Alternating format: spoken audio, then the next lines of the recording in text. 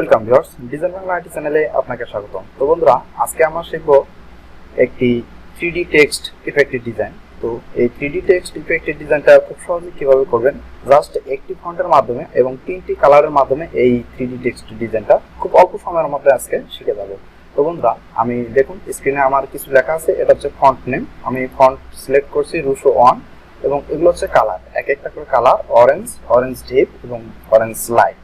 তো এই সমস্ত কালারের মাধ্যমে কিন্তু আমি এই 3D টেক্সট ইফেক্টের ডিজাইনটা ক্রিয়েট করছি। তো একদম সিম্পল একটা কাজ, জাস্ট আমরা কয়েক মিনিটের মধ্যে এটা তৈরি করব।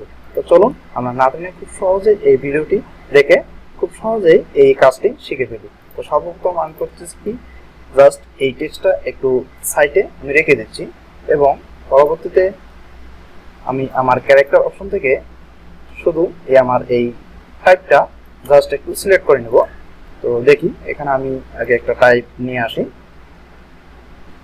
হ্যাঁ, নিয়ে আসলাম। এখন দেখুন, এখানে আমি জাস্ট এফএক্স লেখাটা লিখবো। আমি শিফট চেপে APEX এফএক্স টেক্সটটা আমি সিলেকশন করলাম। আপনি আপনার ইচ্ছে অনুযায়ী যে কোনো ফন্ট চয়েস করতে পারেন, এতে কোনো সমস্যা নেই। আপনি যে ফন্টেই চয়েস করুন না কেন, আপনি সব ফন্টেই বানাতে পারবেন। তবে একটু আর কি স্টাইলিস্ট ফন্ট হিসেবে খুব সুন্দর দেখা যায় আর কি। এই জন্য বললাম যে আপনি স্টাইলিস্ট ফন্ট ইউজ করে আপনি যে কোনো লেখা 3D টেক্সট ইফেক্ট দিতে পারবেন, তাহলে একটু লেখাটা খুব সুন্দর দেখা যাবে।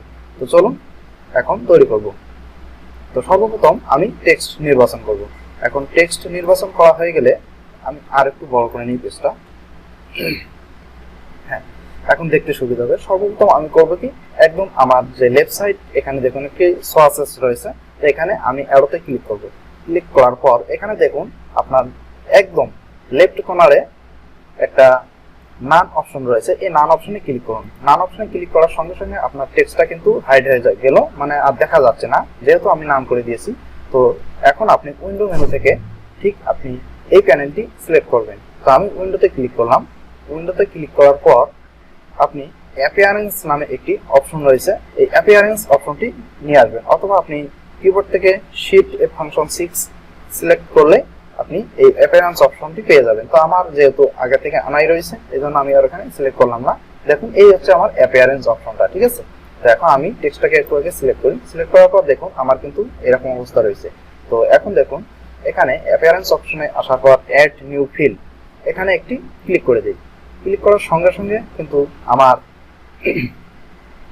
একটি অপশন ইনেবল হয়ে গেল এবং সাথে সাথে আমার টাইপটা আবারও ফিরে আসলো। তাহলে ব্ল্যাক কালার টাইপটা আবারও কিন্তু দেখা গেল, ঠিক আছে। তো এখন আমি এটাকে একটা কালার দেব। তো কালারটা আমি এখানে আইড্রপার টুল ইউজ করে কালারটা সর্বপ্রথম আমি আমার এই কালারটা অথবা যে কোনো একটা কালার ইউজ করতে পারি। তো দেখি আমি মাঝখানের কালারটা ইউজ করলাম, একদম অরেঞ্জ কালারটা ইউজ করার পর এই অপশনটাকে আমি একটা জাস্ট কপি করে নেব। যেহেতু আমি একাধিক কাজ করব, তো এই কারণে আপনি প্রত্যেকটাই লেয়ারের মতো প্রত্যেকটা কপি করে নিলে আপনি কাজের সুবিধা পাবেন। না নিলেও হয়, তবে আপনি কপি করে নিন। তো আমি দেখুন এখানে প্লাস আইকন একটা দেখা যাচ্ছে, এখানে জাস্ট ডুপ্লিকেট সিলেক্টেড আইটেম।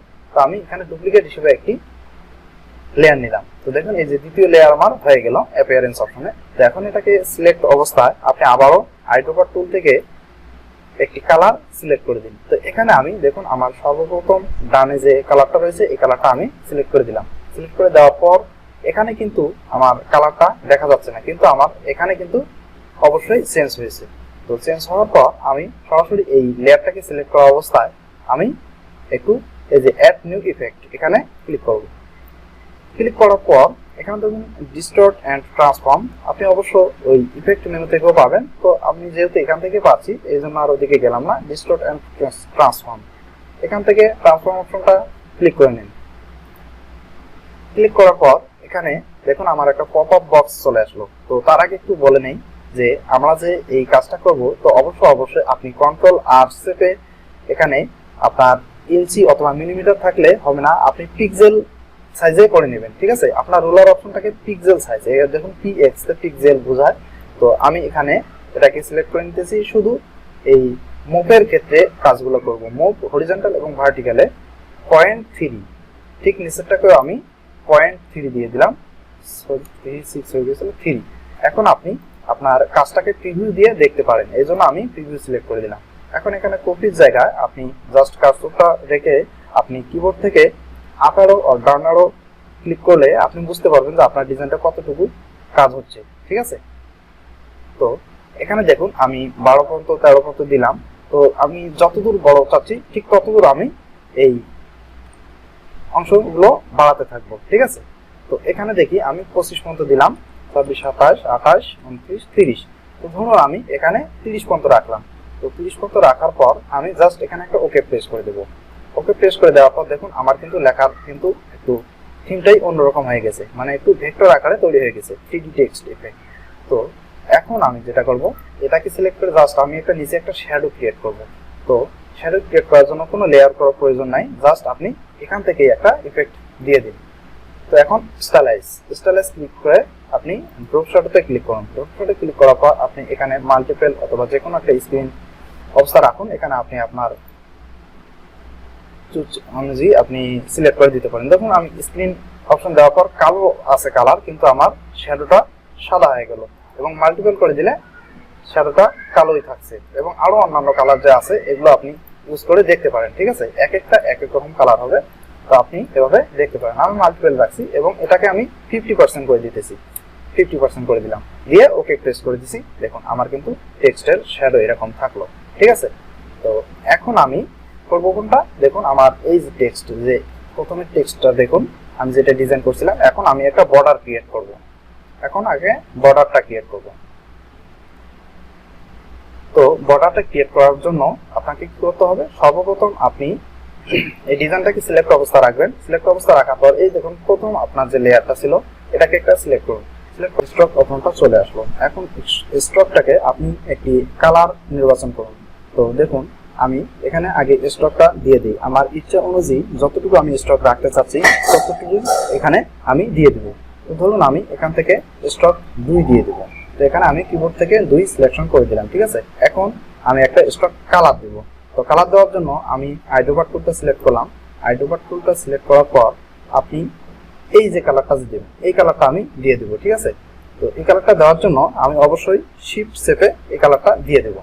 তো দেখুন আমি কিন্তু এই কালারটা এখানে দিয়ে দিলাম শিফট চেপে, তাহলে আপনার কিন্তু এই যে এই অংশটা এখানে চলে আসবে। তো গেল, আমি এখন এটাকে সিলেক্ট অবস্থায় ঠিক আবারও আরেকটা ডুপ্লিকেট লেয়ার নেব। নেওয়ার পর আমি এটাকে সিলেক্ট করব। সিলেক্ট করার পর আবারও আইড্রোপার টুল সিলেক্ট করব। সিলেক্ট করার পর এই যে কালারটা আছে এই কালারটা আবারও ইউজ করব। তো এই জন্য আবারও কিবোর্ড থেকে শিফট চেপে আমি এখানে আবারও ক্লিক করতেছি। শিফট চেপে দেওয়ার সঙ্গে সঙ্গে দেখুন আমার কিন্তু স্টকের এই অংশটা কালার হয়ে গেল। ঠিক আছে, আর এই অংশ কিন্তু চেঞ্জ হচ্ছে না, কারণ আমি কিবোর্ড থেকে শিফট অ্যাপ্লাই করছি। তো এখন আমি করব কি, এই যে আবারও অ্যাড নিউ ইফেক্টে ক্লিক করব, ঠিক ওই লেয়ারটা সিলেক্ট থাকা অবস্থায় যেই স্টকটার কালার আমরা এটা দিলাম। তো আমি এখন এই যে অ্যাড নিউ ইফেক্ট গেলাম, তারপর এখানে ঠিক আগের মতোই অ্যাপ্লাই গুলো করব কাজ। ঠিক আছে, ডিস্টর্ট এন্ড ট্রান্সফর্ম থেকে ট্রান্সফর্মে যাওয়ার পর আমি এই যে আমার এই পপআপ বক্স থেকে 0.3 0.2 দিলেও হয়, কোনো সমস্যা নেই, 0.3 দিলাম এবং প্রিভিউ দিয়ে আপনি আপনার কাজটা দেখে নিতে পারেন। এবং এখন এই যে কপি অপশনে আপনি সিলেক্ট করুন। আমি কিবোর্ড থেকে আপ অ্যারো ক্লিক করতেছি। আপ অ্যারো ক্লিক করার পর দেখুন আপনার কিন্তু ডিজাইন শেপটা একটু কিন্তু আস্তে আস্তে চেঞ্জ হচ্ছে, মানে আপনি দেখতে পাচ্ছেন যে আপনার ডিজাইনটা কতটুকু এই ইফেক্টটা চলে আসতেছে। তো আপনি আপনার ইচ্ছা অনুযায়ী এবং ডিজাইন শেপ যতটুকু দিলে ভালো হয় ঠিক ততটুকুই আমি এটাকে একটু দিয়ে দিচ্ছি। দেখুন আমি এখন 15-16 রাখতেছি। তো দেখি আরেকটু থেকে বেশি রাখলে মনে হয় ভালো হবে। তো এখন 20 রাখি, দেখি কতটুকু দেখা যায়। 20 কিবোর্ড থেকে আমি 20 দিয়ে দিলাম। তো মোটামুটি 20-এ ভালো দেখা যাচ্ছে, একবারে খারাপ না। তো এখন মোটামুটি আমার কাজ শেষ। আর একটা কথা বলে নেই যে এখন ওকে প্রেস করি। আগে ওকে প্রেস করি। এখানে যদি আপনার স্টকটা যদি একটু রাউন্ড না থাকে তাহলে অবশ্যই আপনি এই স্টকটা এখান থেকে রাউন্ড অপশন করে নেবেন। ঠিক আছে, রাউন্ড করে নিলে আপনার কিন্তু লেখাগুলো খুব সুন্দরভাবে দেখা যাবে। তো দেখুন এখন বন্ধুরা আমাদের এই যে স্টক 3D টেক্সট ইফেক্টটা কত সুন্দর দেখা যাচ্ছে। তো দেখুন এই যে এটা আর এটা খুব সুন্দর কিন্তু একটা মোডে চলে আসছে। তো বন্ধুরা আসলে খুব সহজে কিন্তু এই কাজটা করা যায়। আপনারা জাস্ট একটু যদি না টেনে ভিডিওটি দেখে থাকেন তাহলে অবশ্যই এই কাজটা করতে পারবেন। তো আপনি যেভাবে যাচ্ছেন ঠিক সেভাবেই তৈরি করতে পারবেন। জাস্ট একটু এদিক ওদিক খালি কমাই বাড়াই দিলে আপনি আপনার ডিজাইনটা খুব পূর্ণাঙ্গভাবে তৈরি করতে পারবেন। তো বন্ধুরা, আশা করি আপনারা ভিডিওটি যদি না টেনে দেখে থাকেন তাহলে অবশ্যই খুব সুন্দরভাবে কাজটা করতে পারবেন। তো ভিডিওটি কেমন লাগলো অবশ্যই কমেন্ট বক্সে জানিয়ে দিন। তো ধন্যবাদ, ভালো থাকুন, সুস্থ থাকুন, গুড বাই।